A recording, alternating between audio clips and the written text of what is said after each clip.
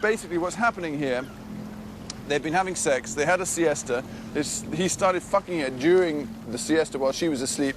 She dreams that, first of all, she's chained to a rock in a sea and the waves are crashing against her. Then she's suddenly inside her own vagina. This is all incredibly post-Freudian, which has icicles of marble all the way around. He has an orgasm, which are these dripping things that turn to marble. Then she wakes up to see him lifeless at her feet. So, you know, it's good pot-boiling dynasty stuff. This could be Joan Collins and Crystal Carrington. Venice was a diseased, indebted, collapsed world, betrayed by Napoleon and sacrificed to the stranglehold of the Austrian Empire. Its glorious days were well behind it, and like Byron, it would never be the same again. The city was a hotbed of subterfuge and decadence. Secret assignations, long nights roaming the canals. Byron fitted right in, a bejeweled rock star with his own costumed gondolier. 2 barmaid girlfriends, shoals of anonymous masked sex partners, secret assignations in curtained gondolas against the walls of darkened courtyards, in derelict marble hallways. Byron and Venice, for me, is the ultimate romantic image.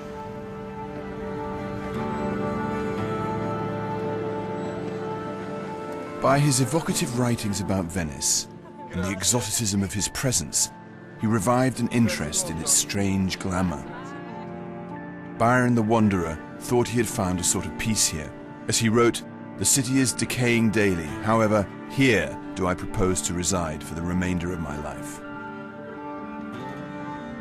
With his ancestral home, Newstead Abbey, at last sold, in May 1818 he took a lease on the Palazzo Mocenigo, a vast pile in prime position on the Grand Canal.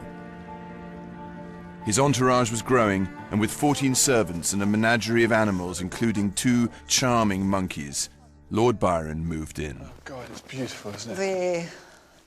Well, now I can show you the balcony. It's freezing cold. Yes, it's so humid. God, this is the most amazing spot. Yes, but the most incredible thing is that he had rented the whole of the palazzo, so he had both balconies. So the other apartment too, yeah. The whole thing. I don't know what he did with it, but anyhow. Well, he had quite a big entourage of staff, but I suppose they lived upstairs, did they? Yeah, generally, yes. So this is his studio, and there's this famous, well-known print. But this was Byron's, this was where he worked? Well, apparently this is where he worked. I went through all his letters to Murray, and there's no evidence of where he slept. With whom, yes. Yes, but not where. But certainly not where. So I don't know, in such a big house where his bedroom was. I haven't the faintest idea. Byron had an extraordinary energy in everything he did. He claimed to have slept with 200 women in his 3 years in Venice. One evening he fell drunk into the canal while trying to seduce a young girl, and then, dripping wet, pulled himself out and had her on the balcony. But he always had a tendency to self-destruction. Shelley, after visiting Byron in Venice, wrote that Byron associated with wretches who seem almost to have lost the gait and physiognomy of man. Then he wrote that he was familiar with the lowest sort of woman, the people his gondoliers pick up in the street.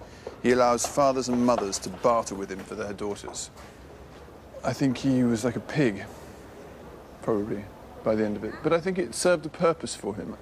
There was a sense of trying to shatter his very Scottish, Calvinistic foundation stones of his life, and a need to, on the one hand, prove himself to be, you know, a fine, fantastically, you know, aristocratic matinee idol, but on the other hand, to destroy himself. And, you know, this is humanity's endless dilemma, encapsulated in Byron in a very kind of cartoon-like way.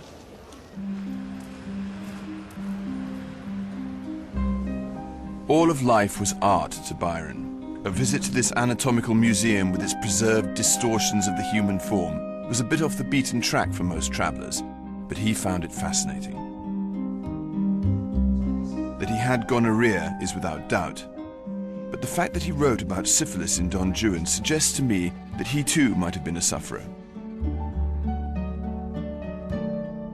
And here's the spotted dick, the syphilis. Yes, this is a secondary syphilis. It's the, syphilis. The eruption affects all the parts of the body anyway. There's a character in Byron's story called Kinnaird who wrote to Byron saying that he must take out all references to syphilis in his poem Don Juan. And I often wonder if Byron himself had syphilis, because he had all these fits and became gradually more and more insane during his life. Byron's fight with his publisher and others for the inclusion of references to syphilis in Don Juan was perhaps a bit of pioneering to banish the taboo of sexual diseases. God, I'm doing this on camera. And in the same spirit, I've decided to visit the local VD clinic. Now, this, you take the penis and so on. Today, it's all over relatively quickly. In Byron's day, things weren't quite so simple. What I do for television, eh? Do you know about gonorrhea in the 19th century? Yeah, it's a common disease. There was therapy for this. So you just had it forever? Yeah. But syphilis, on the other hand, did the mercury work? Was it a proper cure? Mercuria era una cura efficace? Poco efficace. It's strange because sex is always, you know, it's the thing everyone wants most, but it's a killer. It's always been a killer, it seems to me. Anyway, thank you very much.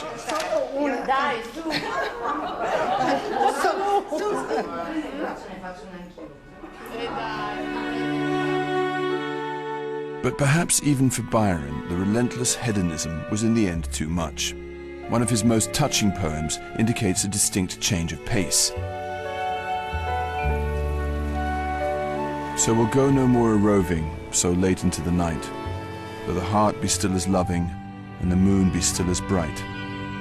For the sword outwears its sheath, and the soul wears out the breast, and the heart must pause to breathe, and love itself have rest.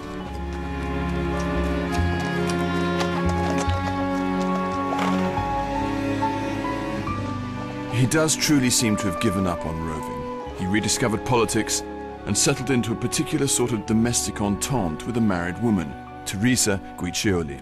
Their affair in Venice was more than the usual Byron fling, and too flagrant even for a Venetian husband. Where shall I park my horse? So, Teresa was sent here by her husband. She was sent here by a very angry husband who got fed up with a very young and beautiful wife, flirting around Venice with Byron.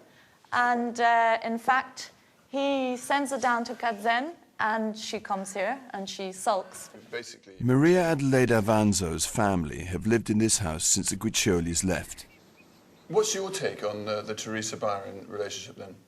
Well, my take is that, I mean, she couldn't have possibly, in the beginning, have said no to such an opportunity, because he was the symbol of romantic love, which was obviously the total fashion in that epoch.